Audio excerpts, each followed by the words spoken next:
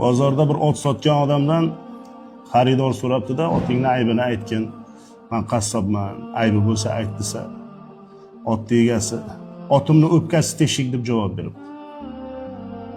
Haligi odam otni olib borib so'yib qarabdi, qassob ekan. Qarasa haqiqatan ham o'pkasi teshik. Hayron qolibdi. Oradan bir oycha vaqt o'tib, ot egasini ko'rib qolibdi. Birodar, avliyomisan nima? Uyga olib borib so'ydim otingni. Qarasam haqiqatan ham o'pkasi teshik ekan. Qayerdan bilding? Desa ot egasi aytgan ekanki, chunki o'sha otimni bolasi uni ko'zini oldida o'lgan edi. Bolasini yo'qotgan edi. Zero bu dunyoda farzand dog'ini ko'rgan mavjudot borki, uni ichi butun bo'lmaydi deb javob bergan ekan.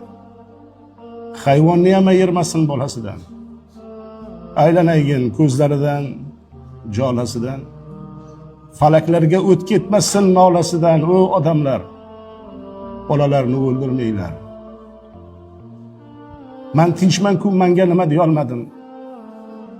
İçim yondi, tilginamni tiya olmadim. Nasroniymi, musulmonmi bila olmadim. O odamlar. Bolalarni o'ldirmanglar. Azizlarim, mana shu Moskvada 16 dekabrda bo'lgan hodisa, kecha ikkalamiz shuni ko'rib, shu voqealardan haqiqatan qon bosimlarimiz oshib, ikkalamiz ham dori ko'llarni olib ancha ta'sir qildi. Chunki bizda ham bola borda. Men ko'z oldimda